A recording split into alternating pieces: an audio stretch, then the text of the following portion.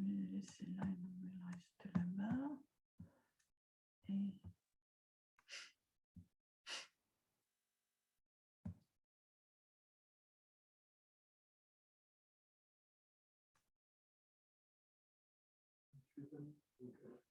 Comment?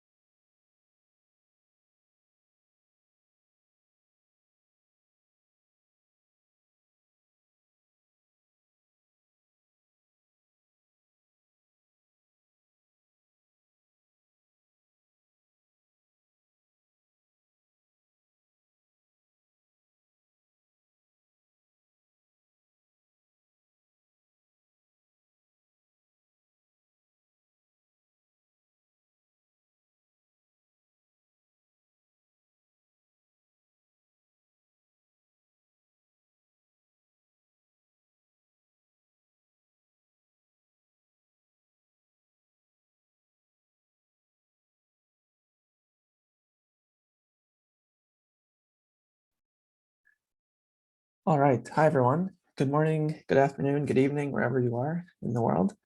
We will resume the last day of our parallel sessions for the first of the different groups. And this session, we will have some interesting experimental results from a variety of experiments, as well as from across different areas. And without further ado, I think we should go ahead and get started. So I will, we have 15 minutes plus 3 minutes for questions. So I will give a 3-minute warning. And I see Alex, you're already sharing, which is fantastic. Can you say something? I know you're. Sure. Can you hear me okay? Can you Very hear me good. okay? Yep. Cool. Let's go ahead and get started. Okay, great. So my name is Alex Jentsch. I'm from BNL, and I'll be giving a presentation on behalf of my collaborators, Kong and Christian, on exploring free and bound nucleon structure, more specifically neutron structure using deuteron tag DIS. So this is unfortunately not an experimental result. It is what will hopefully be prospects for a future experimental result at the EIC. So thanks to the organizers for this opportunity and for the cross-international country development of this remote conference. I know how difficult this last year has been for organizing conferences. So, why bother with tag DIS at the EIC? So, in general, all of the studies that we're trying to do at the EIC right now are to lay down possible avenues for actually doing some cool measurements. And so with tag DIS on unpolarized deuterons, a couple of things that we can do are extract the free neutron structure, since the deuterons act as an effective beam of neutrons for us. And we can also study nuclear modifications of both the proton and the neutron in the nucleus. And so that's actually the subject of a future study that we're going to be undertaking starting this summer, and looking at the EMC effect and anti-shadowing and how these things impact the nuclear structure in the deuteron. And the basic idea behind tag DIS is that you tag the spectator from the interaction that comes from the nuclear breakup, and you can use the kinematics of that spectator as essentially a dial to select nuclear configurations that could be either in a free region or a modified region for the nucleons. And so you can really do a lot of physics by just tagging essentially one or a couple of particles in the final state and learn quite a bit about the nucleus. So why do we bother with the neutron? So neutron structure functions allow us to get access to flavor separation, as well as provide some baseline for some of the nuclear modification studies that we're looking to take on in the summer.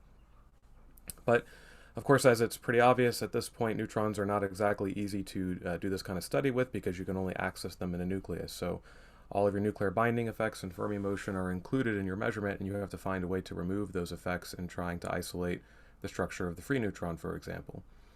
And so your two options are to go the inclusive route, where you essentially just tag the scattered electron. But when you do this, you average over all of your input nuclear configurations, and you're more reliant on a theory interpretation to learn some physics from it. In a tagged measurement, because you are selecting your nuclear configuration essentially by changing your spectator kinematics, you're able to do a more differential study. And basically, your kinematic acceptance will allow you to dial into different regions. And so, for example, if you're at a higher PT region for your spectator, you could be looking at short-range correlation physics, for example. But if you're able to go to very low PT, close to zero, then you'll have access to methods like on-shell extrapolation to get the free structure of the nucleon. And so this on-shell extrapolation method is what we're going to be using to study the free neutron F2, and we'll be talking about this as the talk proceeds.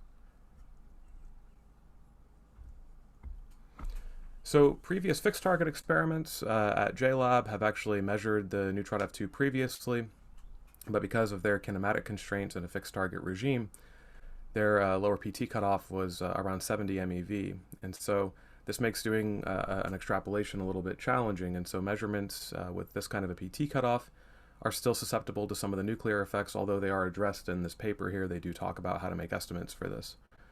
So at the EIC, we benefit from having a much more optimal set of kinematics for our spectators, so we can get down to PT of around zero. And this really is what enables us to do this on-shell extrapolation to actually get the free neutron structure, or the free proton structure if you want to measure that as well. And then the EIC, of course, gives us access to a different range in X. And so we can do these tag DS measurements that have been done in fixed target accelerators before, at a different range of x. And I apologize ahead of time if my dog barks in the background. She likes to do that whenever we're in meetings. So to do this study, we used Beagle, which is an EA Monte Carlo that uses a combination of Pythia, DPM-Jet, and Fluka to model DIS events and other types of events for EA collisions. And so we're specifically using DIS events with the deuteron, where we implement the light front wave function for the deuteron. And we're actually using the exact same setup that was used for a paper published last year that was looking at exclusive J-psi production, but we're just focusing on the DIS process and these e-deuteron collisions. And then we also take the Monte Carlo sample that we generate and we pass it through full simulations using EIC route, plus the reference detector definition for the so-called far forward region that's in the EIC yellow report and the CDR, which were both just released publicly in the last month. And the reason we have to use this specific region of the detector is because the spectators from these collisions are at incredibly high pseudo-rapidity, and so your central detector is not useful for tagging these spectator particles. And so we really need a dedicated detector system to do this physics. And that's part of what the goal of these types of studies is to determine what kinds of detectors we need to do this physics in the future. Okay, so this is a bit of a busy slide, so I'll take a little bit more time on it. So the basic method of tagging, as I said before, we're just trying to tag the spectator nucleon from the electron-deuteron collisions and determine its kinematics. And so I have some of the kinematic definitions up here for the light cone momentum fraction if you're not familiar. But the starting point, as with any structure function measurement, is essentially just the differential cross-section. So we have our differential cross-section on x and q square for the electron information that you're probably used to seeing from previous measurements at like Hera, for example. But we're also doing this measurement differential on the information for the spectator. So we have the spectator light cone momentum fraction that we can calculate, as well as the PT of the spectator. And then we have this reduced cross-section for the deuteron, which is really the thing that we end up measuring before we do our extrapolation. So this quantity is really the measurement itself before we apply this pole factor to remove the pole. And so we can measure this differential cross-section in a very similar way to what has been done in previous experiments for EP collisions, and then we can solve the equation for the deuteron reduced cross-section. And the deuteron reduced cross-section ends up having this this nice factorization between F2 and FL, and so you can get the F2 of the deuteron being proportional to the spectral function pole for the deuteron times the actual F2 of the nucleon we want. So this F2n is the thing that we actually want to eventually get, which is the structure function for the nucleon that is active in the experiment. And so we can get that via the measurement of the F2 on the deuteron. And so this actual measurement just relies essentially on some very, very basic assumptions about the deuteron spectral function, and we can go and actually calculate our F2 for the nucleon. So after we've actually done the measurement of F2 on the deuteron and used it to calculate the F2 on the neutron by removing the pole, then we can actually perform our extrapolation, where we have our resulting distribution of F2 as a function of the PT square of our spectator, and then we can do an extrapolation and evaluate this function at the location of the pole to extract the free nucleon F2. So the thing we actually measure initially is the F2 as a function of PT square, and then we can fit that distribution with a simple polynomial and do our extrapolation, and this method will eliminate all the nuclear binding effects. The basic idea is actually really nicely illustrated in this figure from the archive reference here. And so basically at higher values of PT in the physical region, you have your bound nucleon, so this would be your spectator on the bottom with its kinematics in alpha and PT, and then this would be your active particle with kinematics that you can get from the spectator kinematics. And the pole extrapolation essentially evaluates this F2 at a place where your nucleons are effectively free. And so this is really all we are trying to do is do this extrapolation outside of the physical region at the location of the pole for the spectral function.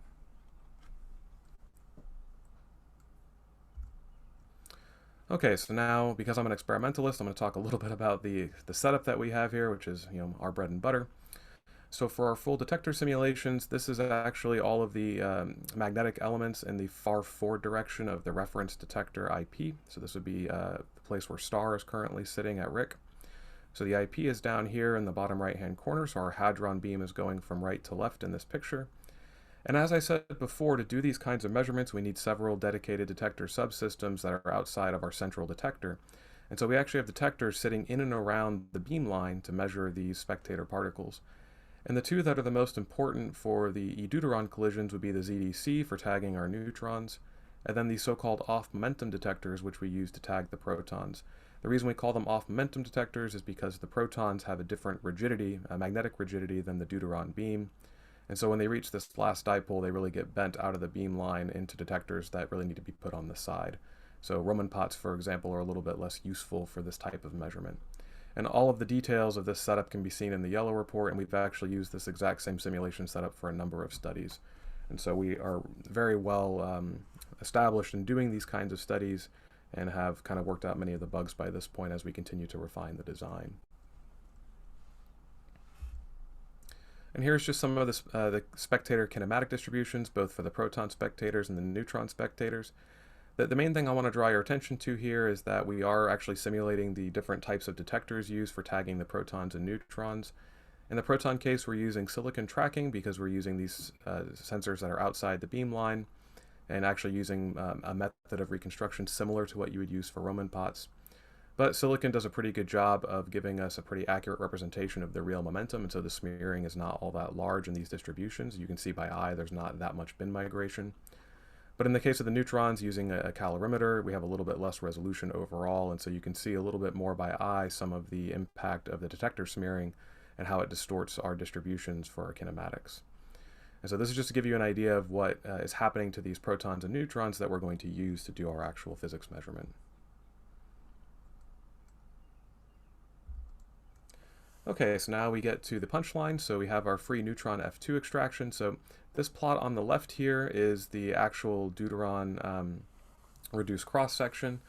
And so this is the actual thing that we are measuring before we do our application of the theory. And so in the black circles and stars here are what the actual generator level gives us. We also have the acceptance only plotted overlaid with the stars, but the acceptance in this region is essentially 100%. So there's not really much to show there. But for the full simulation, you can see a little bit of the bin migration going on from the smearing on the proton spectator, but keep in mind this is a log plot, so it's not immediately obvious how much bin migration there really is from this kind of plot until you actually look at the removal of the pole from the distribution. And so this right here is our inverse pole from the deuteron spectral function, as we talked about earlier. This is the same equation that I showed a couple of slides ago. And so you can see the final distribution of F2 for the neutron as a function of pt square at the generator level is here with the stars and circles and little purple outline. And then you can see the extrapolation to the on-shell point here, where this is just a simple first-degree polynomial being used to fit the distribution. And in black you can see, or in black squares here, you can see the results from the full simulation, and you can see the impact of the bin migration and smearing that you get from actually adding the real detector effects. And so it'll be clear that to do this measurement in reality, you'll need to have some unfolding and detector corrections to really ensure that your distorted shape doesn't give you a wrong value for your extrapolated F2. And so this will be kind of one of the dominant sources of systematic uncertainty is these detector effects and how they affect our ability to do this fit. We have the same result for studying the free proton. So of course we can always do the free proton F2 using EP collisions, but it's very cool to be able to do this also with deuterons to baseline ourselves and get an idea of how our method is working. But you can see here in this case, this is the exact same set of distributions, just with the neutron being the spectator now. And you can see the larger influence of the smearing for the neutron on the actual distributions themselves and how it carries into our final distribution of F2 on the proton. And so you can see that the extra smearing that you get really does highly distort the F2 distribution from these detector effects. And so this measurement will really benefit from a well-developed unfolding to ensure that we can do this properly at the EIC in the future. Okay, so we've kind of established the main method that we're using here with this on-shell extrapolation. So this is an established method that's been around for a little while now, and now we're showing its usefulness at the EIC. And overall, this method removes the nuclear binding effects to really yield access to the free nucleon structure we want to get. We've also looked, it's not shown in these slides, but we've also looked at the free nucleon structure functions that we extract with tagging to ensure that what we input into the Monte Carlo is actually extracted when we do the method without the on-shell extrapolation, when we just essentially measure the inclusive cross-sections. So we've ensured that we can actually get our input that we put into the Monte Carlo back out as a cross-check. With all the detector effects added, and this is really still missing some things that are not yet decided for the full design, so this is still actually probably a little bit better than what things may look like in the future. It's clear that the distortions in this distributions are really going to require some unfolding in the real experiment, and so it's good to start thinking about these things now, because these unfolding methods can be quite challenging to employ in the real experiment. So it's good to get an idea of what kinds of things we're going to be needing to do in the future now, while we have the time to really think through the details. But overall, the results show that there's a very rich physics program with tagged measurements at the EIC, and this is really kind of just one of the first studies to establish that and lay a groundwork for further study. And we'll be looking at studying nuclear modifications next, so stay tuned for more results from this study in the future. So thank you very much for your attention this morning. Great. Thanks so much, Alex, for being exactly on time. And now we have time for some questions.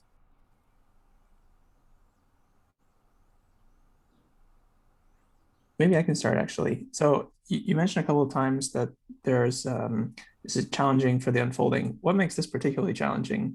And what are some things that you'd have to consider aside from sort of the normal measurement program?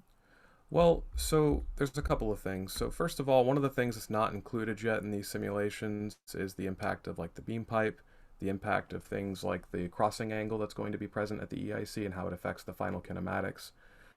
There are some details that are still being kind of standardized for how we're going to apply them to measurements. And so it's not just going to be unfolding the detector response, which is standard for any experiment. It's going to be unfolding beam effects that are not really yet fully understood as far as what their impact is on different aspects of measurement. The crossing angle is probably one of the biggest ones because it will have an impact on your initial kinematics in the center of mass frame, but it's not yet clear how much that'll impact things in the far forward region. So it's really not just detector unfolding that's challenging. It's some other effects that are unique to this asymmetric collision system at the EIC that could end up causing some problems. And we just need to be thinking about it now so we don't catch ourselves by surprise 10 years from now. I see, it makes a lot of sense. I guess needing ways to independently constrain some of those things if possible, for instance. Other questions?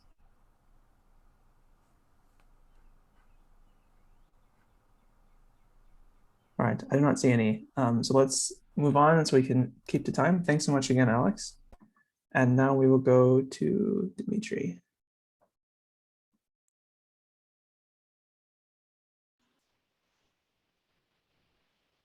All right, Dmitrii. Is it sharing well? I can see you and the screen. Cool. Very good. Now I see it. Yes. Yep. So yeah, please go ahead. All right, thank you. Thank you everyone for coming. I'm going to be talking about the measurement of mid-rapidity inclusive jet cross-sections in proton-proton collisions at 200 GeV center of mass energy. So first of all, a few words on why do we want to measure jets. Is because we would like to learn more about the proton structure. So when we talk about hadron interaction and their connection to the proton structure, it's important to understand just few key elements of hard interactions as we observe them in proton-proton collisions. So first of all, there is an initial state of hadrons, which is governed by some soft physics. The hardest physics in the process would be the hard collision, which we typically have just one per event. And then whatever follows has to decline in hardness. So there are parton showers. The partons would tend to shower in the initial and the final state, as any accelerated charge would. Then there is also a soft physics process called underlying event, which basically creates sort of a background for our measurement, which we would like to correct for if possible. And finally, also very challenging soft process called hadronization, that describes the formation of the final state hadrons that our real-world detectors can detect. And that one would need to be accounted for as well. So in general, our quantum chromodynamics theory suggests the following relation between the observed cross-section and proton structure. So this would be called the factorization theorem, which connects those two variables via the theoretically calculable piece here. So the idea is, of course, to invert this relation by measuring the left-hand side and getting theory predictions for this piece. We would be able to measure something about the proton structure. And now, why measure proton structure at star is in our kinematic region, in proton-proton collisions, we still maintain a large fraction of leading order connection to gluons, as well as we are sitting on the kinematic region where at low square root of s and high pt, we should be able to access the range of Parton distribution functions that corresponds to high x and not completely constrained still. And another reason would be that we would like to do a measurement for Parton distribution functions at lower square root of s to not include potential TV scale new physics that could be studied in jets otherwise with the Parton distribution functions that are not folding it into itself. So a few words about the measurement itself. So with star detector, we rely on just a few key components to measure jets. With the TPC, we are able to measure the charged particle track momentum, which constitutes up to 60% of our jet energy. And then we have several electromagnetic colorimeters that cover region from minus 0.8 in rapidity to 1.7. And that gives us most of the neutral energy measurement from pi naught decays. We use a triggering system to enhance a sample of rare high PT processes, as well as a 0-degree colorimeter to sense high forward neutrons to provide a clean signal for luminosity monitoring and give us a normalization for the cross-section. The way, oops, I don't know how this, sorry. The measurements of jets at star is not something new. We've been measuring the different quantities called asymmetries to constrain the gluon helicity distributions quite successfully so far. And we have several published results with impacts on the helicity distributions that have no other competitors because RHIC is the only polarized collider in the world. Then speaking of the unpolarized results, we don't have as many. So there is an oldest result which has several inherent problems with it, being that it was an older detector, older jet algorithm, and sort of not up-to-date procedures. And relatively recently, we got the second one, which was the dijet cross-section measurement, which has most of the good properties, including detector effect unfolding and anti-KT algorithm, but doesn't feature any data-driven underlying event correction, which will feature in the measurements that I'm going to show today. So the way the measurement is done is we would like to go from the detector jet, which would be jets made out of stuff we see in our detector, down to particle jets. So the minimal viable product would be universal or free from detector effects. And the problem would still lie with the interpretation, which includes some of the soft physics effects I talked about. So the next step would be to use theory to interpret even further and discuss the Parton jets, which then could be compared to perturbative QCD.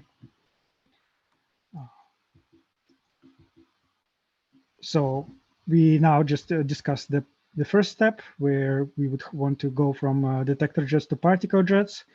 First, we do the forward propagation by simulating PFS6 events with the full detector simulation implemented via GN3. And then going backwards, we can only implement for the spectrum of counts, not for individual events. So that procedure would be called unfolding. And in our particular case, we just use the matrix inversion because of abundance of data, data statistics. And then we regularize the whatever statistical fluctuations we get by choosing sufficiently large bin sizes.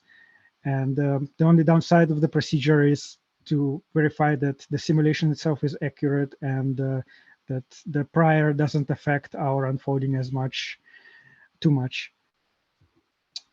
Another key component of the presented measurement is the underlying event correction. So we had measured the underlying event at star at collision energy of 200 GeV previously, has been published in not so long ago. And this method, this particular measurement uses a similar method with the off-axis cone regions, where for each jet we would select regions that outstand it by in azimuthal angle by pi/2. And within those cones, we measure the density of particles, the ambient kind of background of a given event. And then we take the jet PT and we redefine that quantity by subtracting jet area times the density of the ambient particles, underlying event particles that we observe in the off-axis cones. And there is a bit of trickery going on that you need to properly include this in the unfolding procedure, but otherwise it seems to work remarkably well. So the first result that we just presenting today for the first time, the inclusive jet cross-section and 200 GeV. So the data comes with the three leading uncertainties, the statistical uncertainty and jet energy scale from electromagnetic perimeters would be the two leading kind of inherent to the data set uncertainties. And unfortunately, we still are dealing with a bit of a systematic uncertainty that comes just from the sheer size of our statistics, which is not as big right now. And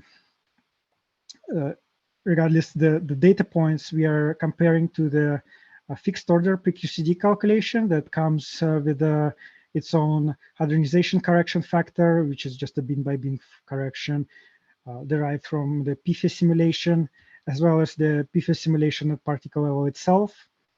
And our data points kind of lie in between the two theories. Now this is kind of higher XT range kinematics, and we actually had previously shown a result at 510 GeV, which goes a bit lower at XT, but also would allow us to have two data sets of 2 square of S that are consistent with each other. We measured at the same detector with the same procedures, and that should be available for comparisons.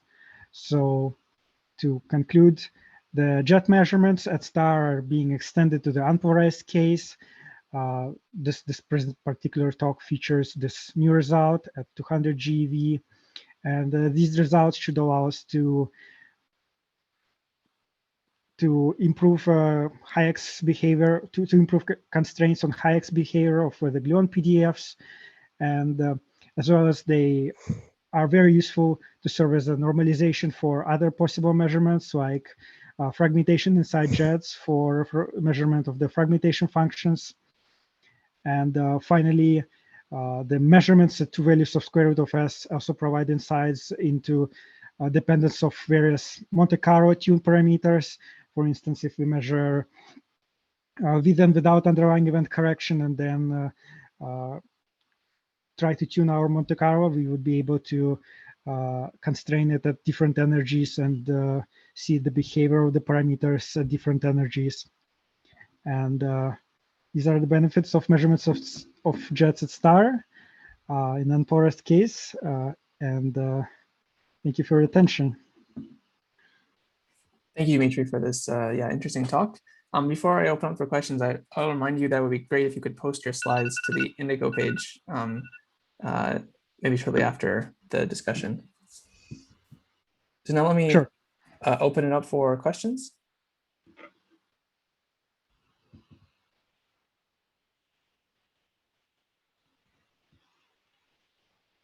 Maybe I can ask a quick one about the underlying event correction. I guess I hadn't realized that you were doing this.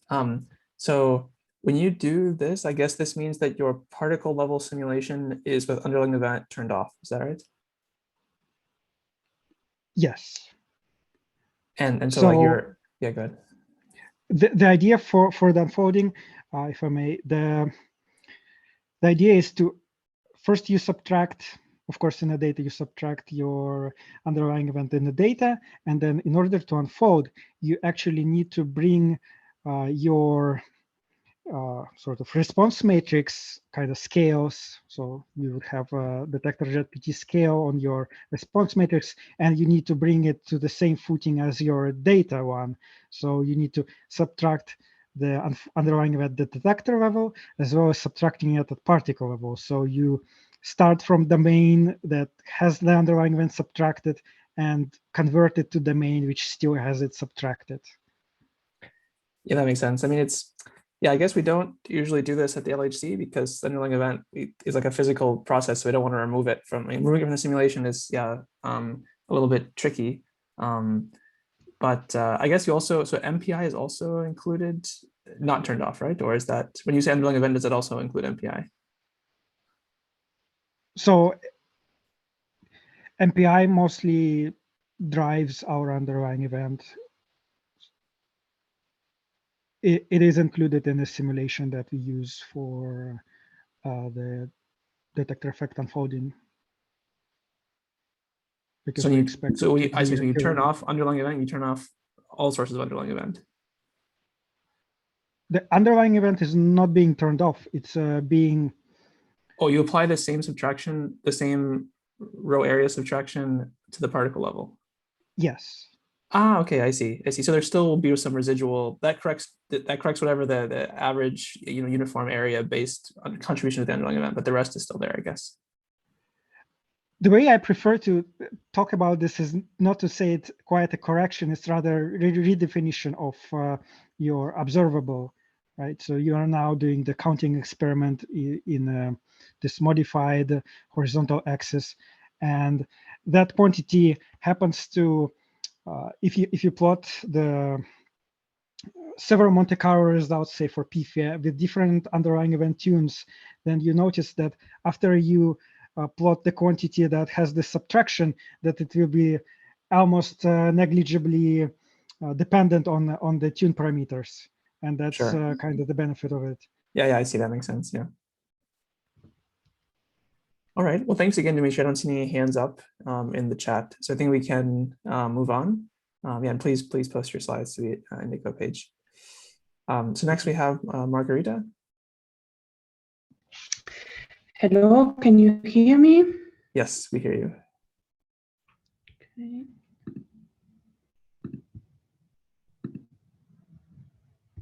Very good, and we see your slides. Great. Do you get the full screen? Yes, I see it in full screen. Please go ahead. Okay, thank you very much. Okay, so I'm going to present a short summary about ttbar production cross-section with the Atlas experiment. As you all know, the ttbar production is a very common process. We have large statistics available, and this allows us to reach percent-level precision in this kind of cross-section measurement. This, of course, makes for a very powerful tool because it allows us to probe the QCD at very high energy scales. We can extract actual standard model parameter. One example is the top mass. The ttbar kinematics is also potentially very sensitive to any beyond the standard model effect. And last but not least, the ttbar, especially in association with jets, is a major background to a number of important signal, either standard model or beyond the standard model.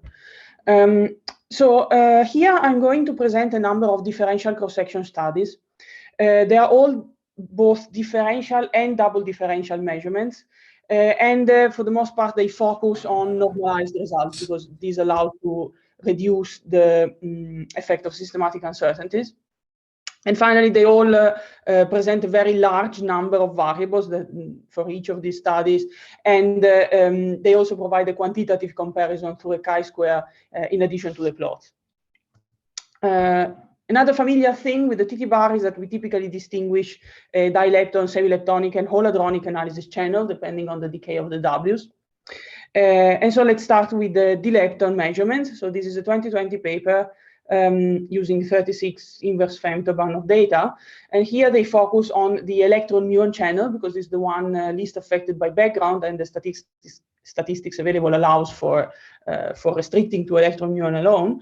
And so what we do is to count the events with the opposite sign electron-muon pair and 1 or 2 beta jets. And then this number of signal events with 1 and 2 beta jets are then used in an interpolation method that allows to extract the cross-section in a bin-by-bin fashion for the differential one.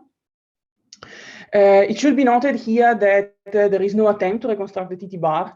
In this case, the differential cross-section is measured as a function of the lepton kinematics alone. Here you have an example. This is the lepton PT. And there is also an example of the kind of systematic breakdown plot that we do. In this particular case, we see that the Monte Carlo modeling is playing quite a role, either as a signal modeling or also as background modeling in this case. Once we have this sort of cross-section measurements, this is then compared to a quite extensive variety of Monte Carlo predictions. These are NLO plus Parton shower simulations. And we can test multiple theoretical prediction, meaning that we can test different matrix element generators. We can change the Parton shower. We can vary the parameters of this simulation, for instance, the value of the factorization or norm and renormalization scales. And of course, we can test multiple PDF sets. Overall, the agreement is quite good. However, we observe that in some kinematic region, the agreement is slightly less optimal. One typical example is shown here. This is again the lepton PT. You can see there is a quite vast set of comparison with multiple predictions. And we can notice that the Monte Carlo tends to overestimate a little bit the data in the high PT region.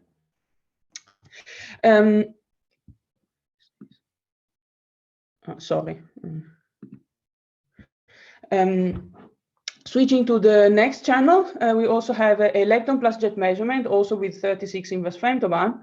In this case, the analysis is focusing on 2 different channels. We have a resolved channel and the boosted channel, depending on the hadronic top decay. So either reconstructed as 3 jets or a single jet of larger radius.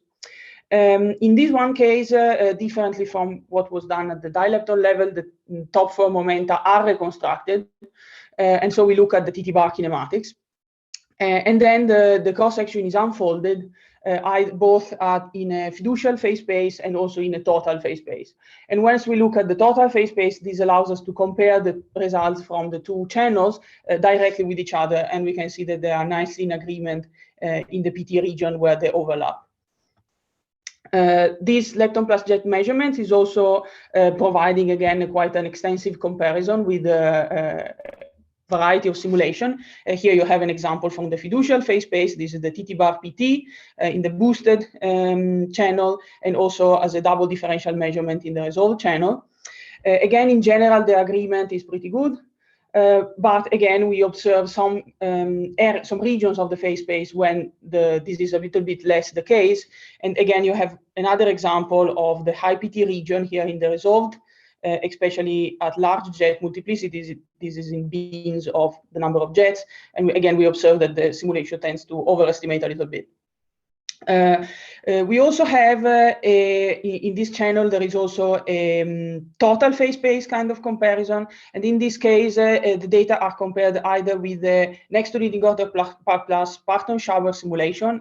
In this case, it's Powerhead plus Pythia, and with the next to leading order calculation. And as expected, for the most part, we observed that the next to leading order is giving us a better agreement. However, there is actually one case of double differential measurements where this is actually not the case.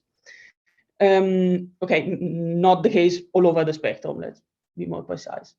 The next channel is also, is of course an all-hadronic channel, the one that we haven't discussed yet.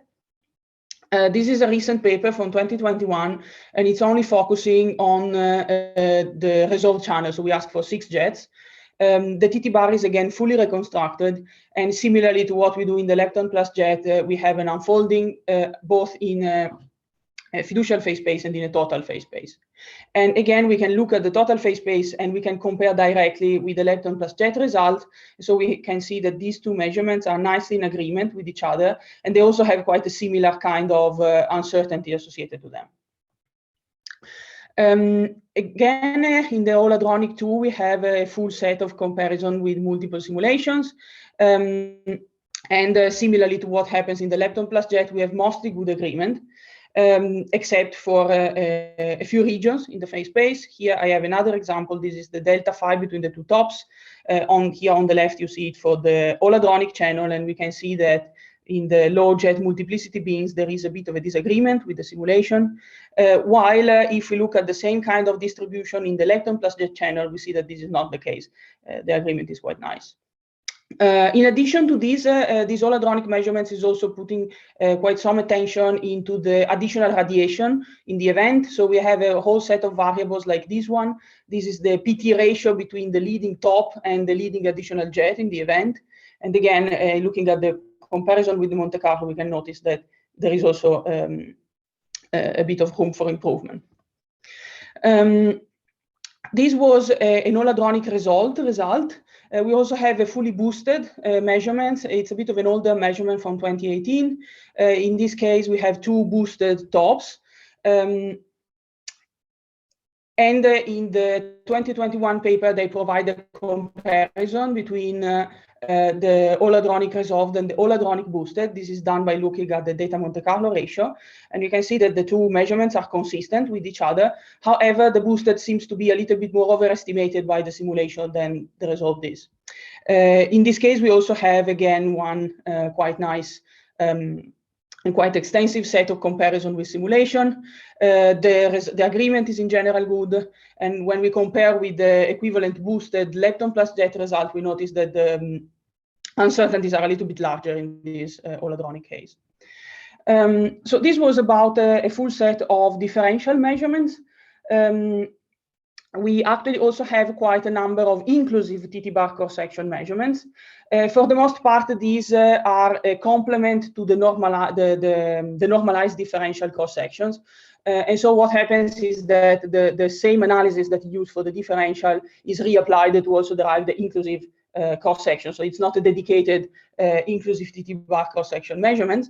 One exception is the lepton plus jet channel, where we do have a dedicated analysis, which we are going to talk about. But let's start first with the all-hadronic case. What you have here is the inclusive fiducial cross-section for the ttbar in the resolved channel in yellow and the boosted in blue. And again, we can immediately notice that the simulation in this case tends to overshoot a little bit the data, as we have already observed. For the resolved, the agreement is better. However, in this case, the uncertainty on this kind of measurement is a bit too large for us to effectively discriminate between the different simulations. So we can then move on to the lepton plus jet case. As I said before, this is a dedicated measurement. So, and this is also the only one among the measurements that I'm discussing today to look at the full run-to statistics. So 139 inverse femtobarn. In this case, they focus on the inclusive cross-section. So we do have a profile likelihood fit in 3 signal regions in order to extract the cross-section. And in this case, too, the cross-section is extracted in both a fiducial and a total phase space. And also in this case, we can profit from these total phase space results to have some kind of a nice comparison between multiple measurements in multiple channels. So here in red, you see the results from these measurements, which is compared to here in blue, you have the prediction. These are next to leading order plus next to leading log calculation. In black, you also have the all-hadronic measurements, which we have just seen, and the result from the dilepton channel, which also happens to be the most precise one. But it is nice to see that all these numbers are very well in agreement within each other. So we mentioned the dilepton inclusive cross-section. This result is part of the same analysis that produced the differential measurements. And here, in addition to measuring the inclusive cross-section, they also look at ratio, cross-section ratio results. So you have a 13 TeV divided by 7 TeV cross-section ratio, and same for the 8 TeV one, which here you can see compared with the number of predictions from different obtained using different PDF sets. There is also a double ratio measurement in which you have the cross-section of the ttbar production divided by the cross-section for the Z production, and then again 13 TeV divided by 7 TeV or 8. And this is also compared to the number of PDFs. And we start to get some discrimination power between the different PDF results, but for the most part, we can see that the uncertainty is still a little bit too large. You have just under 3 minutes left, just to let you know. Okay, thank you. So another point that is done by the in this dilepton analysis, it's an indirect measurement of the top quark pole mass. So what they do is to fit the dependence of the inclusive cross-section on the top quark pole mass in order to extract the measurement. And here you see the results in green, compared with the particle data group world average from 2018. And again, these two numbers are very nicely in agreement with each other. Last but not least, I just have one additional inclusive cross-section result. So this is quite a very recent conf note that just came out this year. Here they are using 257 inverse picobarn that were taken by the Atlas detector at 5.02 TeV. In this case, the dilepton channel is also including the electron, and muon analysis channels, simply because the statistics here is very low, so we need to expand a little bit. And this allows us to add 1 point to our nice inclusive cross-section versus square root of S plot. So you can see the result here. The uncertainty is quite large, and it's mostly all statistics. So we just have quite a few data. Quite little data. However, in general, the agreement is nice and good throughout the kinematic range. So getting to my conclusion, we have quite an extensive program of precision ttbar cross-section measurements with Atlas. Most of the results are limited by modeling. I didn't go into too much details about the systematics because of the lack of time, but the modeling of the signal plays an important role. So it's either dominant or the second dominant, or anyway, it's a big contribution. Another way to saying this is that we are getting precise enough to start constraining the standard model description. For what concerns the current simulation, this is in general in good agreement with the data, except for some kinematic regions where we do observe a poor modeling, and of course this is a handle for further improvement in the simulation. And by comparing the different results with each other, we observe that they are mostly consistent throughout different measurements. And I would like to thank you for your time. Great, thank you so very much for being exactly on time. And now we have time for some questions.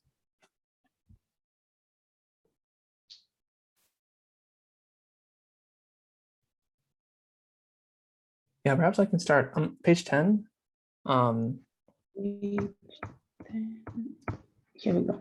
Yes, I've seen this plot before, but it occurred to me when seeing it just now, the top right one, that yeah, they're consistent, the resolved and all hadronic, but also they're dominated by systematic uncertainties. And the fact that the blue is systematically shifted with respect to the orange, I guess the systematic uncertainties are pretty correlated. I can't remember what the dominant contributions are, but maybe this tells us something. Does this tell us something about the uncertainties being sources being anti-correlated, or?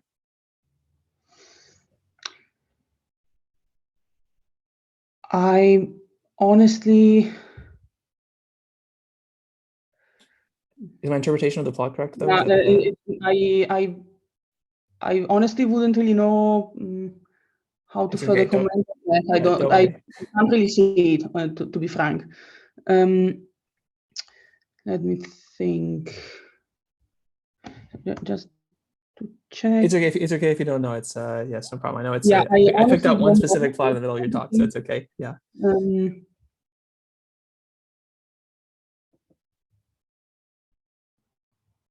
Don't worry. I see another question. We can move on. We can follow up Okay. offline. Yeah.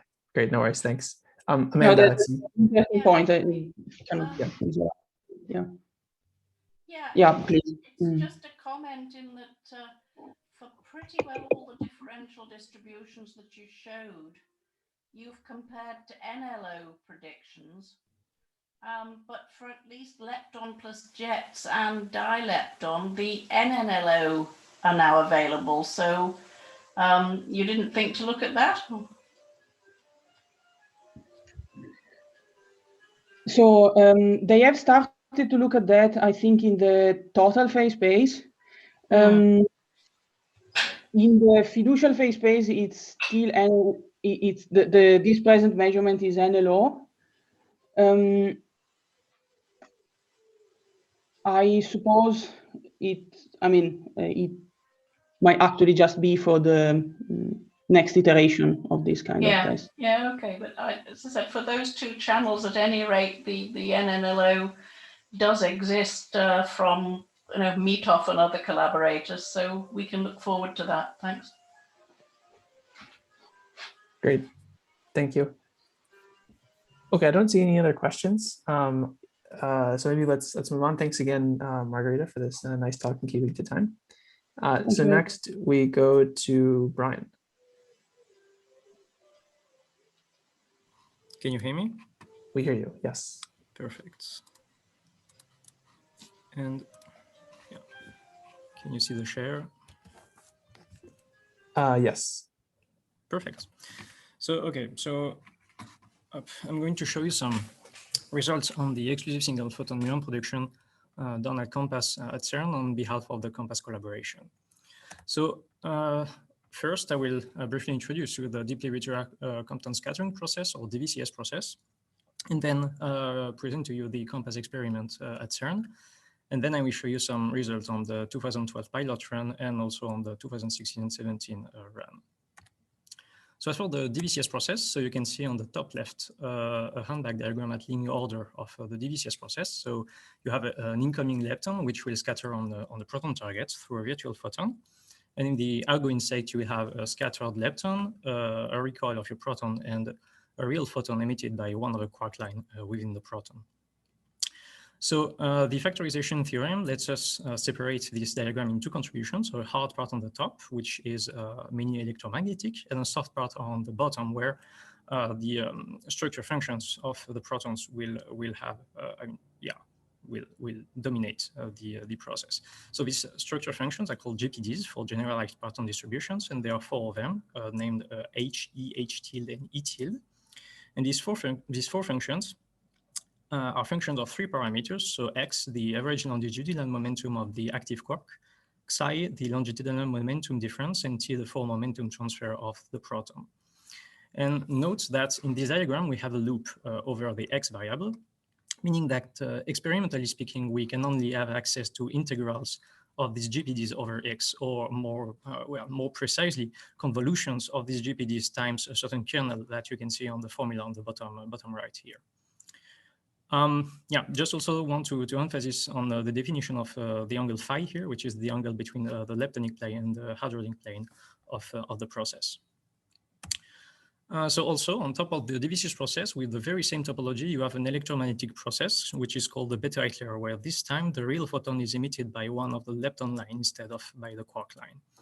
So due to this, this second process, the DVCS is seen as the golden channel to experimentally access GPDs due to its interferences with this very well-known Bethe-Heitler process, which can give you access to more information from the interference.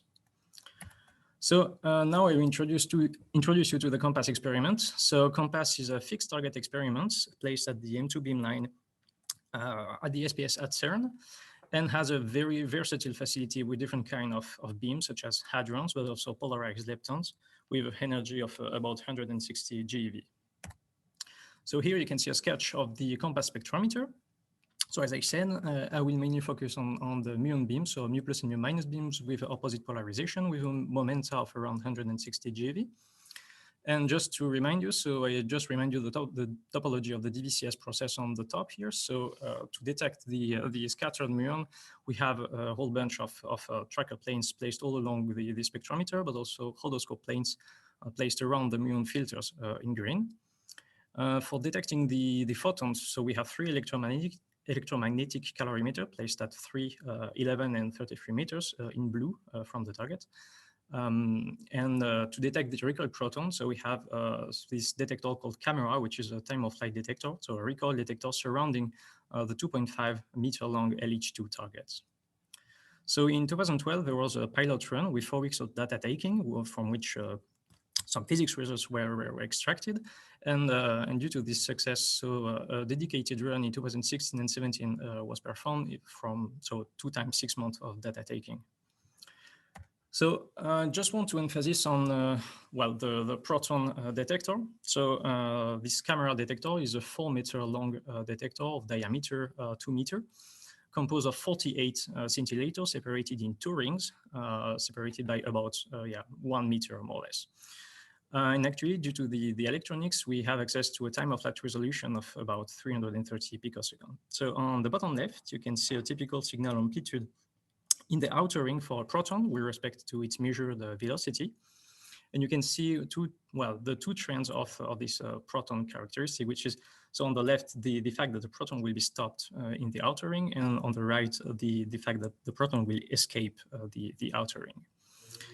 On the bottom right, you have the absolute value of T distribution for the data in purple with respect to a Monte Carlo Bethe-Heitler, where actually, you see that we have a rather good agreement between both. So as for the COMPASS 2012 pilot run results, so due to the very high energy of the incoming muon beam of 160 GeV, this allows us to separate the data in three kinematic beams. So here you can see the phi modulations from low X Bjorken on the left to high X Bjorken on the right. Okay, and if you see the plot on the left, so for very low X Bjorken, you expect to have from your data a pure Bethe-Heitler contribution, and this is what you see from the data points in red and the Monte Carlo Bethe-Heitler black line, which are in agreement. And when you go to higher X Bjorken, you see that the data points will go above the Monte Carlo, meaning that from this bin you can extract, from this kinematic region, you can extract physics out of it. Note also the blue contribution in the Monte Carlo, which is actually due to topological contamination in the single photon events due to the pi0 background present in our data. Okay, so at COMPASS, we use, as I said, polarized positive and negative muon beams. And when you make the sum of the cross-section coming from the two contributions, you obtain this formula here, where you have a first term, which is due to just the Bethe-Heitler process, which is analytically computable and then subtracted. Then you have this constant term C0 DVCS in red, and then other terms which are actually cancelled due to the integration we are performing over phi for now, as shown in the formula on the red. So you subtract the Bethe-Heitler and integrate over phi between minus pi and pi, and you obtain something proportional to C0 DVCS. And when you do the differential cross-section as function of T, you observe a decreasing exponential behavior, as you see on the plot on the right. So the data points of 2012 are shown in red here, and an exponential fit was done thanks to the blue curve. And you see that from this exponential, sorry, you can extract the characteristic of this exponential, which is this B parameter. And actually, this B parameter is closely related to the transverse extension of the parton. So this is shown by the formula on the top right, circled in green. So on these plots, you see different values of this B parameter as function of x Bjorken over 2 for different experiments. So you see the blue points, which are the experiment H1, and the green, which is Zeus points. And in red, you have the Compass 2012 data points. And okay, just to mention that in 2016 and 17, we have 10 times more statistics to add more points to this to this graph. So just to mention also about what we expect from the theory. So we expect actually the B parameter to decrease with respect to x Bjorken. So this is shown by these two model curves done by Kumiriki and Muller, and also by Goloskokov and Kroll here. So now I show you some results on the preliminary results on 2016 data. So just to warn you, first of all, what I will show you will be 2 times the statistics present in 2012, but only 22% of the 2016 and 17 statistics. So as you have noticed, we measure in Compass all the outgoing particles from our process, meaning that the kinematics of the process we are measuring is over constrained. So what we usually do is to compare certain observables thanks to the related to the proton, thanks to the camera detector with respect to what we have detected in the spectrometer. So we have two geometrical variables, so delta phi and delta ZA, and 2 other variables, so delta PT and M2 and H, which are related to the form momentum balance of the process we are expecting.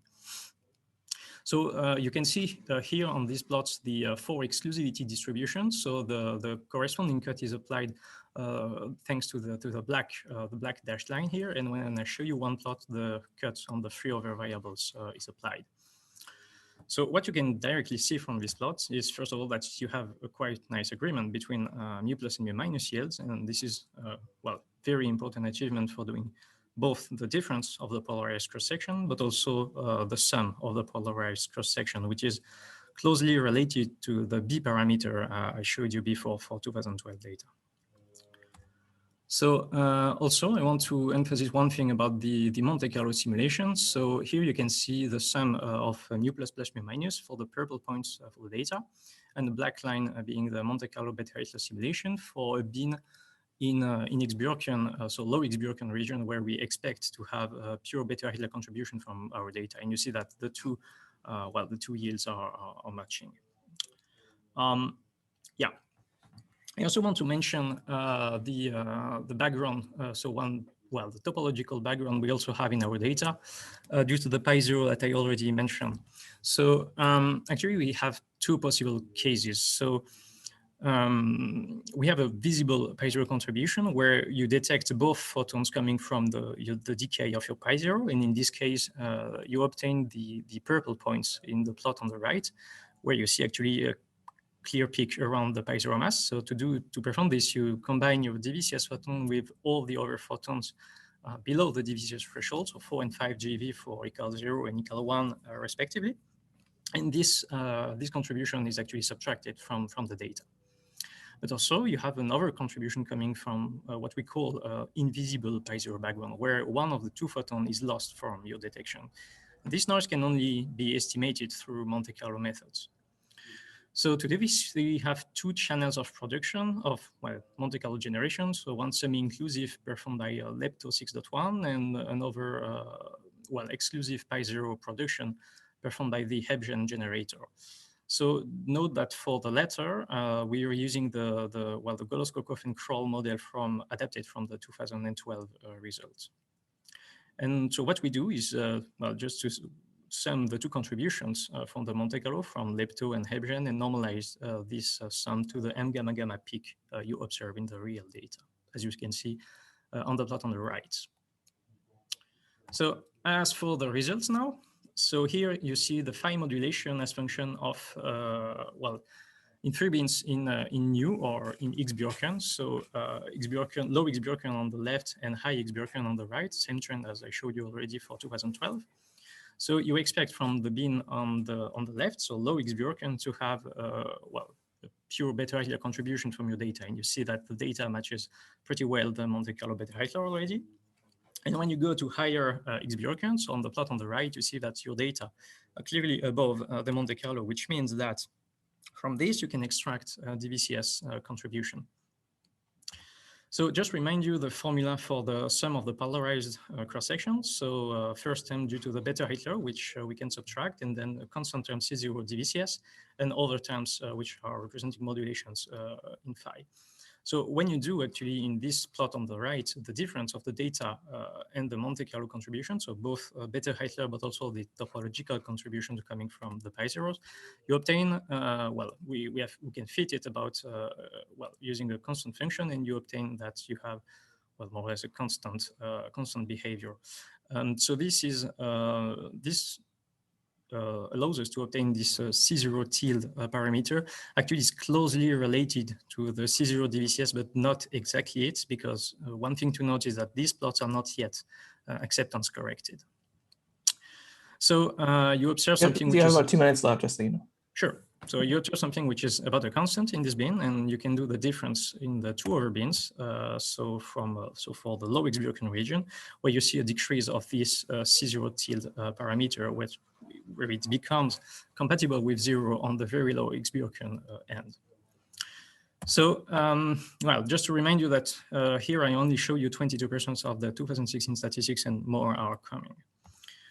So to summarize, so as I said, we have this measurement of the sum of the polarized cross-section, which gives us access to the C0 DVCS term, which is closely related. So from this, you can extract the B parameter, and this B parameter is closely related to the transverse extension of the proton.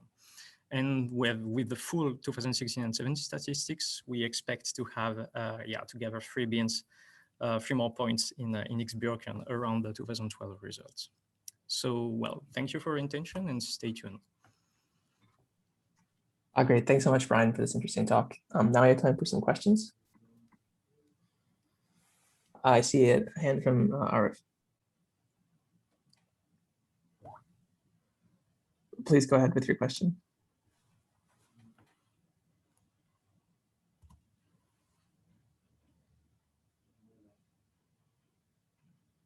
Arif, are you able to ask your question? Maybe let's go with. No, now it's okay.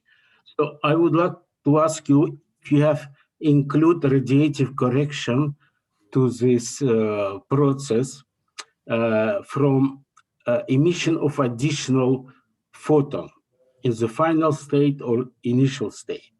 I mean that you have beta-Heitler process, but to the top of this process you should take into account additional photon. Mm-hmm. Well, for now, what I can say is, well, the answer is no. For now, we have not taken into account radiative corrections. They have only been taken in the, so for the 2012 points, they have been taken in the systematic errors, but not really in the simulations for now. Mm-hmm. Okay.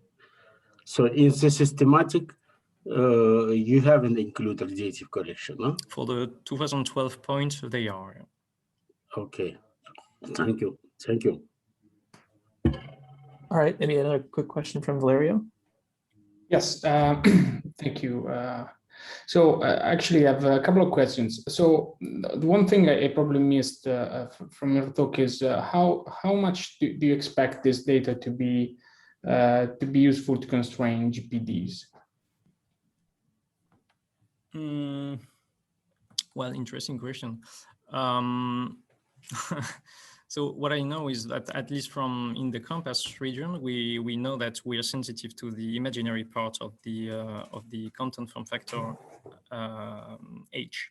So, well, I'm not really a phenomenologist, but from that maybe, well.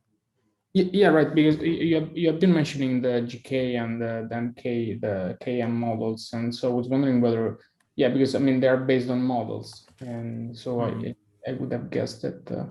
Okay, right. That's already an answer. So the second question is about. So maybe this is a totally naive question, but comes from a theorist. Would you be able to go for double DVCS with compost? In terms of statistics, I would say no, to be honest. All right. All right. Okay. Okay. Then, yeah, thanks for your question. Maybe just another last quick question by Nicole. Yes, this is just to say that the radiative effect effectively are not yet taken into account, but we are using muon, which is better than electron. And for Valerio, I can say that we are sensitive here to the imaginary part of the compound form factor H mainly, or when we are doing the sum of the two cross-section mu plus and mu minus, which are polarized. And when we will do the difference, we are sensitive to the real part of this All right. factor. So I think this is very important. All right. Thank you, Nicole. Okay, great. I think we should then move on. Thanks again, Brian. So next we have Kay, or maybe it's Kai. I'm sorry if I've mispronounced your name. Yeah, I'm Kay. Thank you. Kay, okay, great. Excellent. I see your slides and can hear you. Please go ahead. Okay, great. So I showed about the result of the Antiquark flavor asymmetry in the proton by the Drell-Yan experiment SeaQuest. Then this the contents of this presentation is based on the paper which was published in Nature 1.5 months ago. So then the link for this the paper is written here. So if you are interested in, please take a look here. So we investigate the structure of the proton, especially for the Antiquark flavors proton distribution function. Then to access the structure of the proton, we know some of the processes, and one of them is like first DPNL6 scattering. Then it had a great achievement for the UND course PDF, especially because it has a higher density. But on the other hand, for the Antiquarks, it's not that sensitive. So we use a Drell-Yan process. The reason is like in this process, the Antiquark is always involved, and the sensitivity for the Antiquarks are much better than the DIS. So we use that one. So the Antiquarks in the proton are basically generated from the gluon splitting. Then it is actually the strong interaction. So we know that strong interaction, strong coupling constant is independent of flavor. So we can also consider that the D bar and U bar, like a light Antiquarks in the protons, are the same amounts in the proton. Like this, it's a kind of assumption. Then based on that, Gottfried suggested that the Gottfried sum, so-called Gottfried sum rule, which is like difference between the proton structure function and the neutron structure function integrated over X, should be 1/3 based on that assumption. Then NMC experiment at CERN measured this Gottfried sum. Then it shows that the Gottfried sum is less than 1/3. Means like D bar in the proton is more than exists more than the U bar in the proton. It's like value is like this 0.15. It is a result in the integrate over the X. Then we call this Antiquark flavor asymmetry. Then to explain this phenomenon, there are some models proposed, like Pauli blocking. It's a really simple one, but actually the effect is really small, just few percent. Then currently, the really famous the models to explain this flavor asymmetry is that the Pion-Claude model, and also the statistical pattern distribution. Then these two suggested that the D bar in the proton is more than the U bar. Then which supports the result of the NMSA experiment. So yeah, just here, please remember that the those models suggest that the D bar is more than U bar. Then later on, X dependence of the Antiquark flavor symmetries are also measured by the NA51 experiment and the E86 experiment. Then they show that the significant flavor asymmetry at the 0.2 of the Bjorken X, then the value itself is like here, like d bar over u bar, it's around the 1.7, something like that. Then these two results are consistent in each other, and it also support the result of the NNC experiment, and also like consistent with the models. But on the other hand, at the higher X range, like 0.3 of the X, the E866 experiment showed that d bar over u bar is less than 1.0. Although it is with a large statistical uncertainty, then it is not how to say, not consistent with the NMC experiment, and also like some models. So the SeaQuest experiment aims at measuring this d bar over u bar in the wider range, especially around here, like a large X region, to show if the d bar over u bar really drop below 1.0 or not.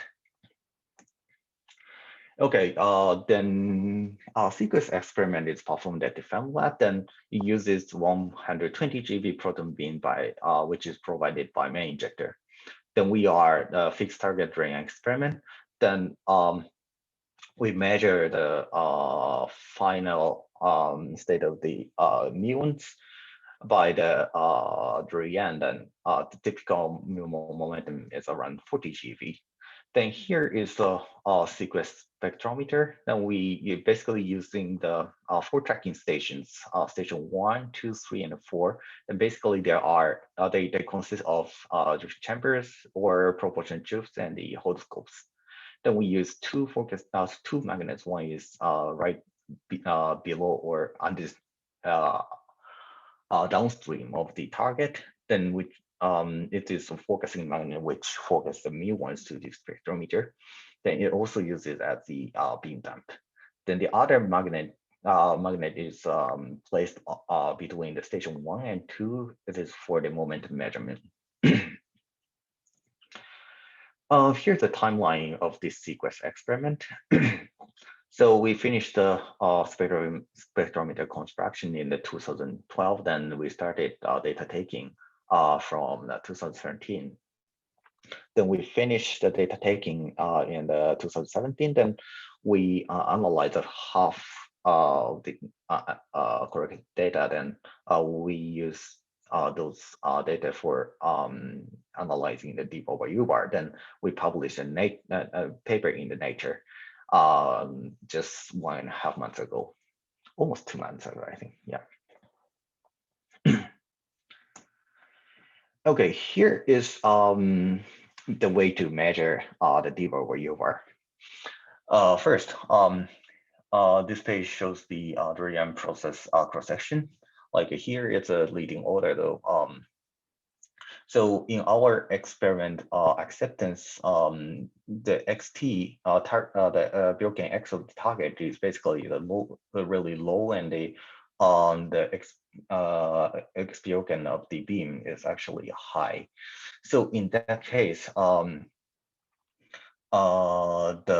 SeaQuest distribution of the X beam is quite low. So the second term of the Drell-Yan cross-section is actually ignored.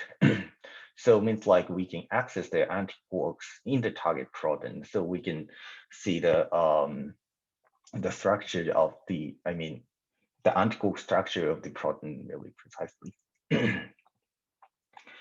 Then using this cross-section, we can calculate the d bar over u bar actually. So the relation is like this. So here is a cross-section ratio of the proton and the deuterium to the proton and the proton cross-section. Then based under the assumption of the xb is larger than xt, we can derive like d bar over u bar like this. So these two are almost proportional to each other. So what we did is first measuring the proton and deuterium and the proton and proton-driven dimuons. Then from here, we extracted the cross-section ratio. Then after that, convert the cross-section ratio sorry, to the Antiquark flavor asymmetry divided by U-bar. So we need a kind of pure Drell-Yan dimuons. So to get that one, first we did like a mass fitting of the dimuons. Then here's the result. Then these red points are the data. Then they are fitted with the estimated component by the Monte Carlo and also the random coincidence predicted by the data. Then this results are like really well fitted. So means like detectors and the reconstruction tools work as expected. Then as you can see, if we cut the higher mass region, then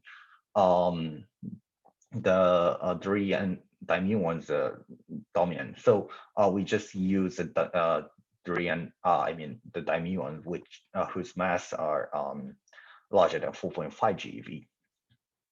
Then we can get not super pure, but they relatively pure Drell-Yan dimuons. Then here's a challenge to extract a cross-section ratio actually. So the cross-section ratio should not depend on the beam intensity, but actually we saw some beam intensity dependence on the cross-section ratio. Here's the plot of the cross-section ratio as a function of the intensity. Then you can see it drops. So it causes by the of course the higher beam intensity. Then higher beam intensity causes more random background, and the more hits on the detector, then it leads like lower reconstruction efficiency. So in order to remove those kind of effect, instead of figuring out those effects separately, we did a fit the cross-section ratio versus beam intensity as a function of a beam intensity. Then we get the cross-section ratio like this. So it is so-called extroversion method. So like the thought is like at the zero intensity, there's no background effect, and the reconstruction efficiency effect because of the hit on the detectors. So we use that method. Then we extracted the cross-section ratio. Actually, here this range is the first measurement for the cross-section ratio of the Drell-Yan. Then there are this picture is drawn with new C experiment as well. Then you see the difference between them actually, but this difference is actually coming from the difference of the kinematics basically. So for example, for the CT by comparing with the CT80 NLO, it agrees well with the SeaQuest experiment. So basically it should be fine. Yeah, about 3 minutes left, just so you know. Okay, thank you. So then for the extracting the d-bar by u-bar, what we did is not like using the simple proportional relation equation, because it has many assumption, and also it's a leading order. Instead of that, we use iterative analysis to extract the d-bar by u-bar. So first calculate cross-section ratio from data. It is shown here. Then set the estimate of the d-bar by u-bar. Then using the cross-section formula, which is NLO, and calculate cross-section ratio using the CT18 PDF, like a U and D and so on, and also like a d-bar plus u-bar were fixed. Then cross-section ratio are calculated in XT and XV beams. Then update the d-bar by u-bar based on the difference of the ratios. Then repeat this kind of process until the difference of our data and our pred becomes really small enough. Then we get the d-bar by u-bar. Okay, so here's d-bar by u-bar results. By SeaQuest, it is on in the red points. Then here's the first d-bar by u-bar measurement at the higher X region. Then you can see the trend between the two experiments. I mean, the SeaQuest experiment and the NuSea experiment, it's quite different. So basically, what we consider that our experiment sensitivity, or how to say, the uncertainty is really small. So we think it's our experiment is correct, but I'm not sure about it. I mean, we don't have any good explanation for what makes these differences at this moment. So here we plotted the model expectation of the model assumption of the d/u as well, which is like a meson cloud model, which is in the blue light band. It's here, and also statistical model. It's in the green band.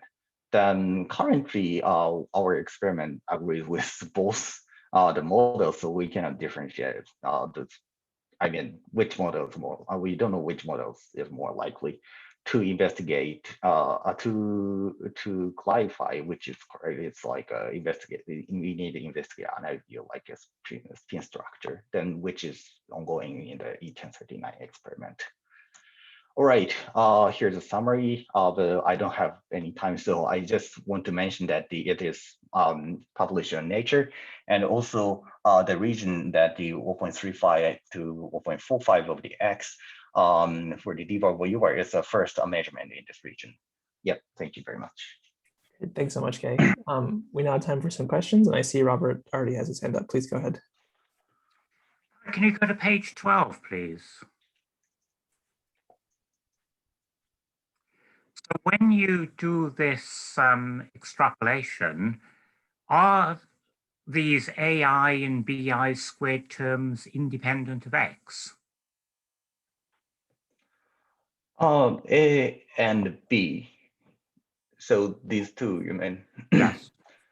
So for this fitting, it is not independent in the each X region. It's just like common for all X region.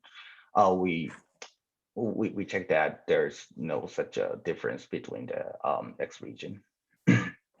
Okay, it just looks. This part of the column.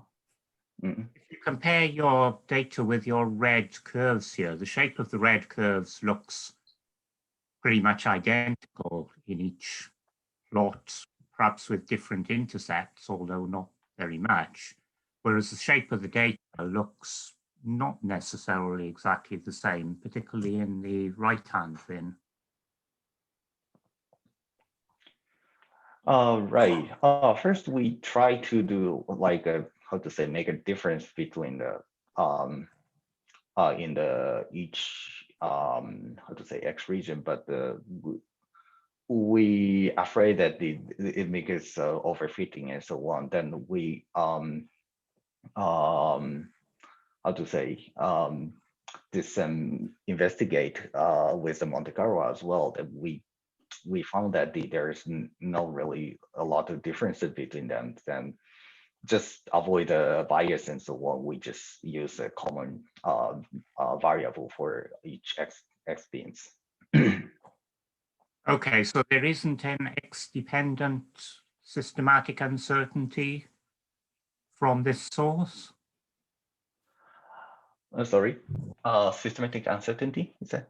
Yes, I assume there is a systematic uncertainty, but is it X-dependent or is it just a so for not really like a X dependence, but the we try another fitting functions or another fitting way, then we make some how to say we put some systematic uncertainty because of the different the fitting function. Yeah. Okay. Yeah. Great, thanks. Yeah, it seems like there's maybe a little shape, but it seems statistically consistent, at least with the red. Yeah. Any other questions?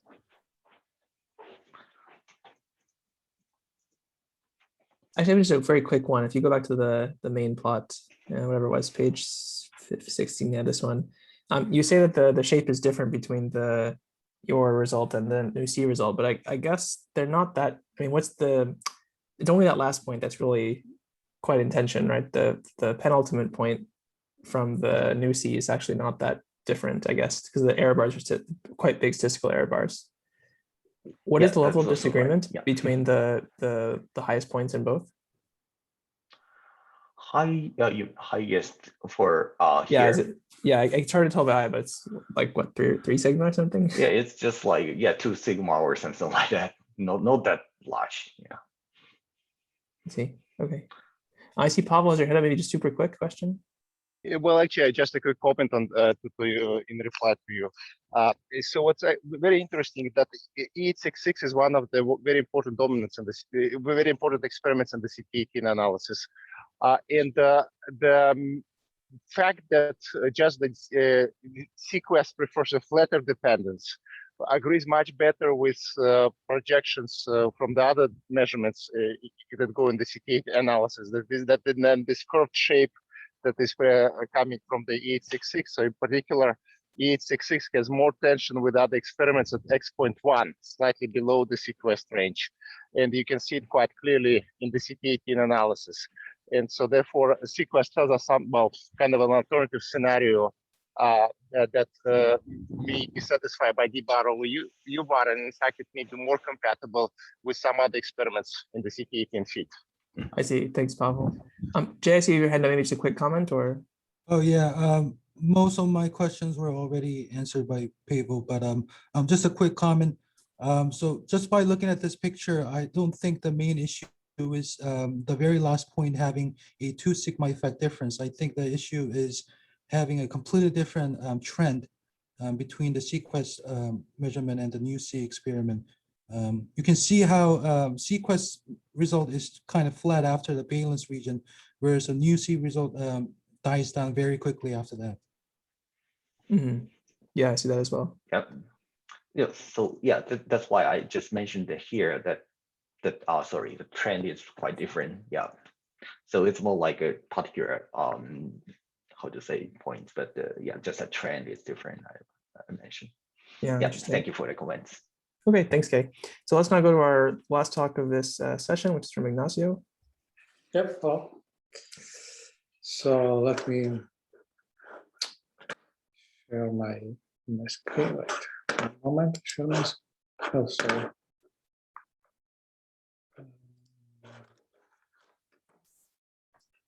All right.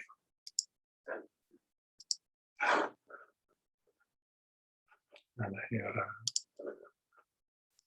I think I should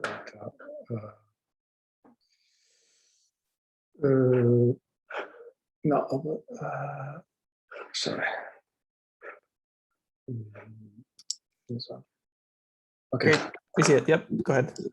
Okay, good. Thank you. So thank you for inviting me to this nice session. The object of my talk will be the extraction of TMD in Drell-Yan and SIDIS. I have been working a while, since several years, on these issues, and I will present the result of obtained last year, and also some progress that we have been on which we have been working with the people who just studied here. So for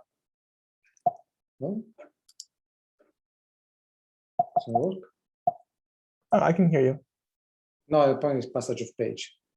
Oh, I don't see the next page. Yeah, me too. That's a problem.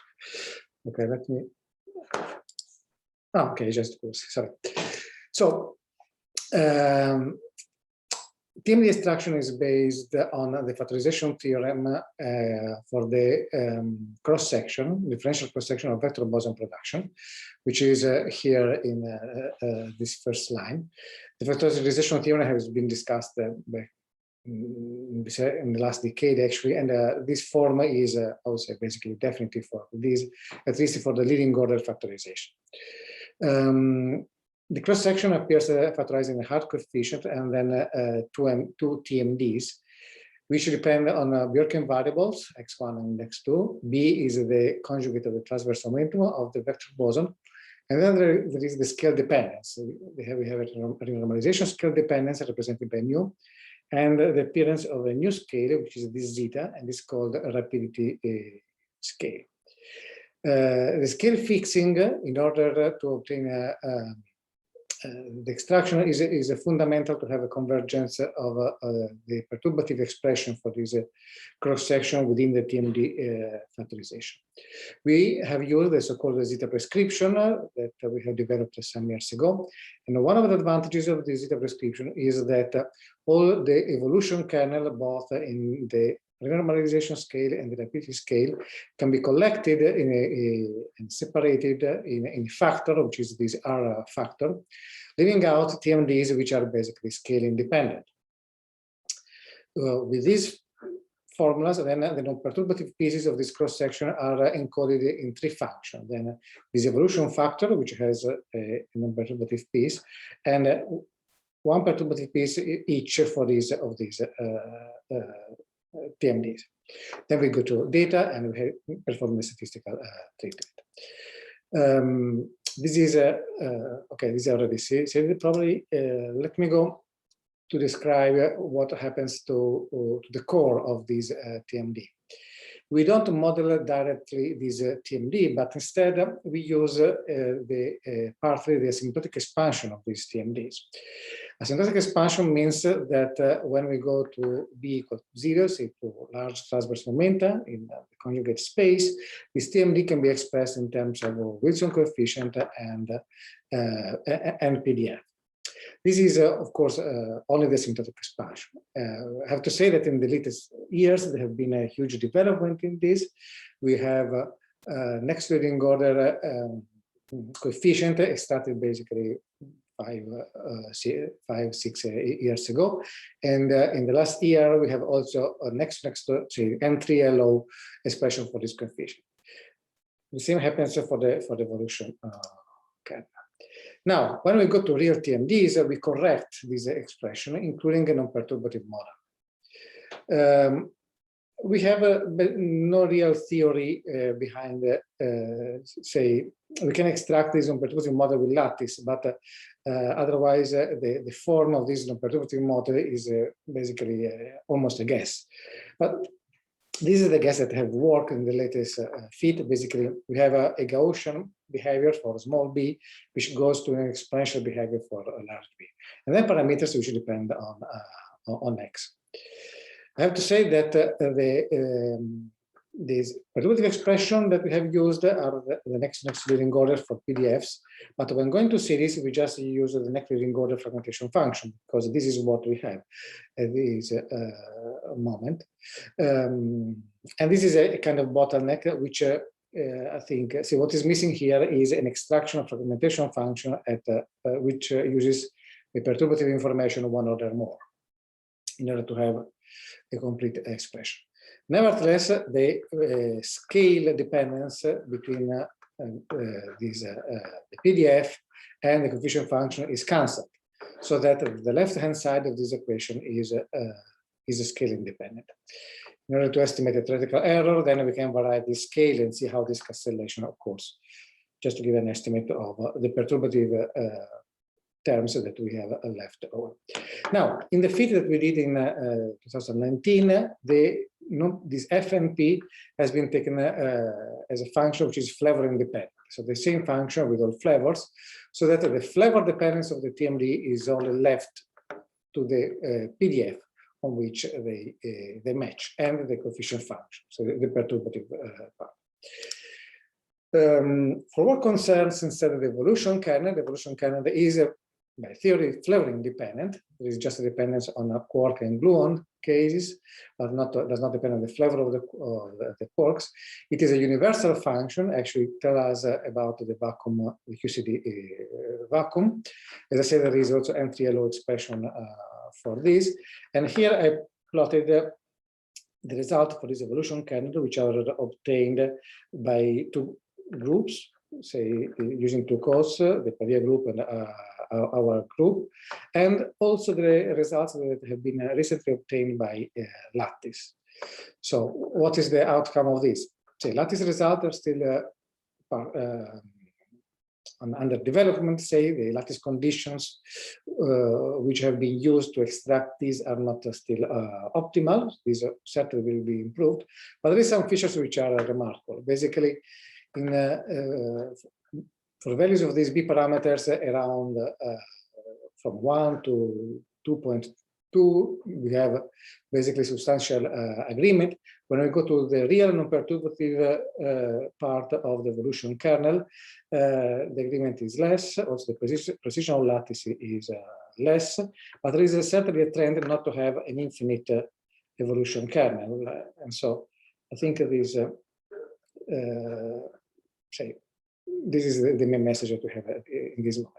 On a very low B, instead, the phenomenological extraction agree more, and this is the real perturbative region, and I think also here the lattice is less predictive for the conditions under which we have done this extraction.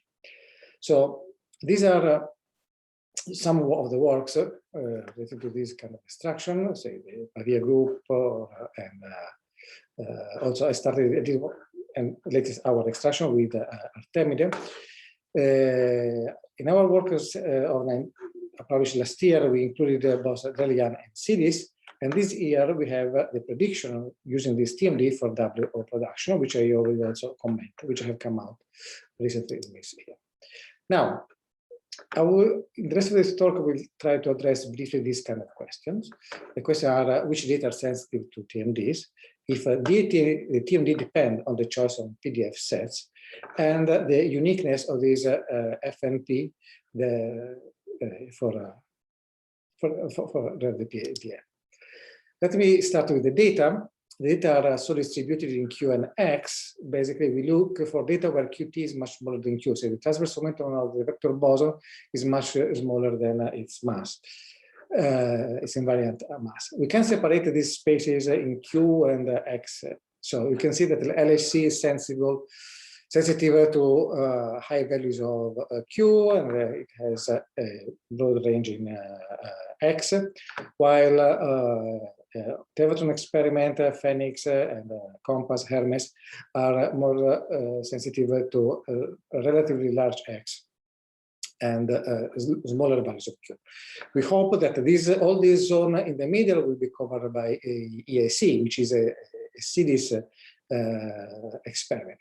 I have also divided this region in 3 parts, say for X greater than 10 to the minus 1, let me call it a high X, X between 10 to the minus 3 and 10 to the minus 1, which is central values of X, and small x below 10 to the minus 3. And say the distribution of data you see is different among these 3 regions. The consideration of TMD has been neglected a lot in LHC studies. Here I discovered a study of LHCb where they could in principle cover one of the white region, which I showed you before, but then this study was left. And I don't think, say, you had a mass of the muon between 20 and 40 GV. So it would be nice if this study could be reconsidered in the future, because it is really important for this kind of physics, or new studies are performed. The range of TMD factorization, relative TMD factorization theorem has been studied by several groups. All coincide that we do not have TMD factorization for all values of these parameters. Delta is at the ratio of this Qt over Q, the transverse momentum of the vector boson over its mass. And actually, phenomenologically, just looking at data, it seems the chi-square of this analysis start to jump when this ratio was above 0.2, 0.3, depending also on the experimental stuff. We don't know from a theoretical point of view the real reason of this, but say take this as a phenomenological limit that we have to make our extraction safe, and certainly more precision on data and more studies on the theory side can actually move this limit. But this is what it is. So the situation that we have from the theory point of view is that in all this distribution of Qt, we have a region where a fixed order is dominant, say for Qt over Q above 0.25, and for Qt over Q less than 0.25, there is a place where non-perturbative effects are moderate, this blue phase that we call the resonation phase, and another region where instead the non-perturbative effects are instead dominant. There is a crossover here, which is this white region where none of these three statements is probably completely true, and where also we do not have much data. So the work of JLab, which is really in this region, can be important. Okay, I will try to work instead of this other region, the blue and the red. What is the problem of PDFs? The problem of PDFs is that there is not a complete agreement of PDF sets, especially in the region which are sensitive also to TMD, which is, you see, for these moderate values of X and high X. Okay, in this other region, there is more overlap. Every PDF set has an error band which propagates to TMDs when we make also extraction. So these are the two main errors coming from PDF. The error intrinsic of each own PDF set, and there is also a spread in our result due to the different PDF sets. In order to appreciate this, let me take our latest fit and consider, for instance, this is a fit of Drell-Yan data. These are different set of PDF, and in this green portion, you can see that there is a spread of chi-square.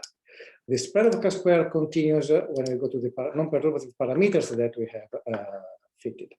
So in this plot, you can see in the central between green and red, the values of these parameters are using Drell-Yan. When we go to Drell-Yan plus SIDIS, some of these parameters continue to converge, some other do not. And the blue point here is the fit obtained with NNPDF and including the PDF uncertainties, which means the error on these coming from the replicas of this PDF set. So you see that the agreement is, see, this error is huge, is big, and also the spread, but it's reasonable. Well, you see, it is of the same order of the spread of these parameters, especially for this one. In other cases, the situation is better. Where there is certainly better convergence is in the parameters of the evolution kernel. Basically, these B and P and this Z, the non-perturbative parameter of the evolution kernel, which are highly correlated, but are extracted consistently, I would say, with all the experiment.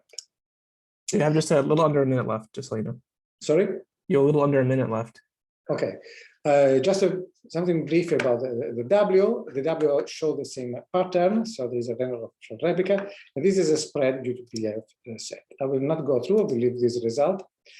And also this is another plot showing the impact of a PDF uncertainty one set. So let me go briefly to the solution, partial solution that we have for this problem. We have identified one solution in the fact that the model that we used for this non-perturbative, this FMP, non-perturbative part, was actually too rigid.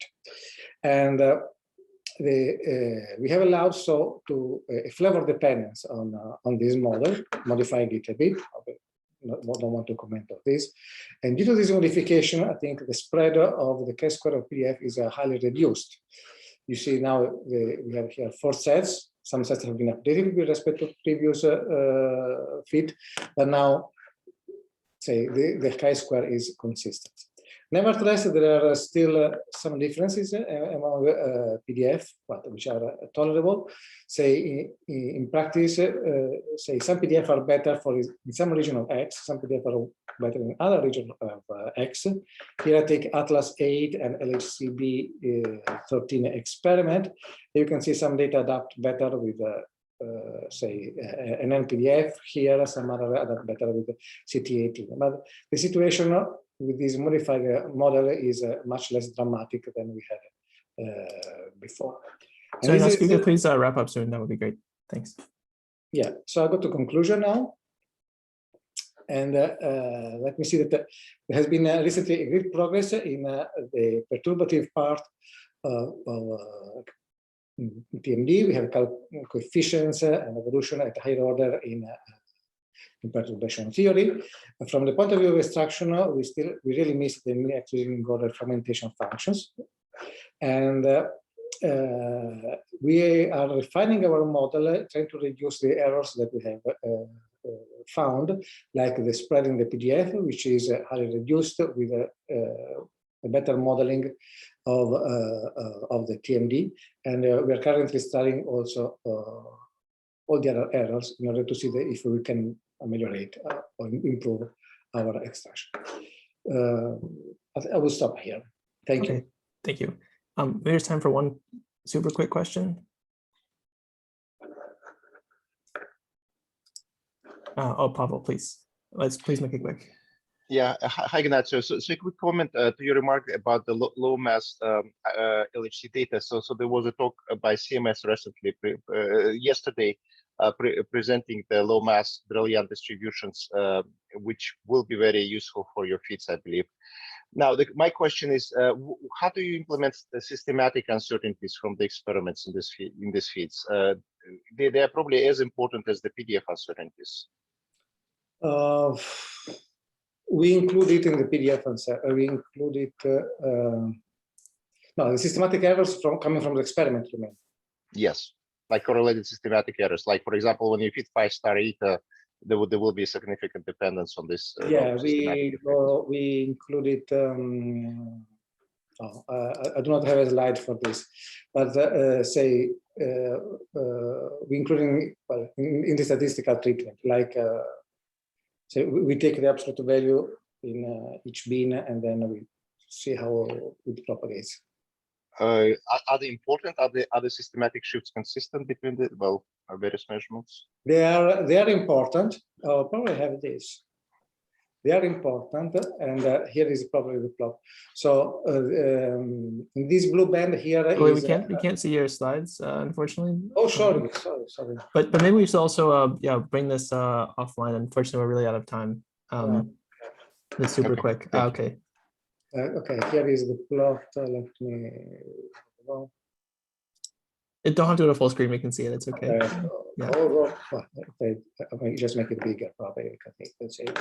So, so this violet band is how this systematic uncertainty of the data affects actually each TMD, and so it is important, but it's certainly smaller than the uncertainty that we have from PDF.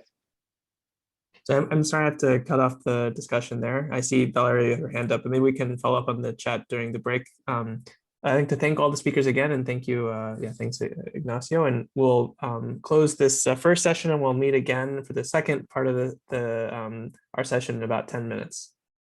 So thanks again, and see you again in a little bit.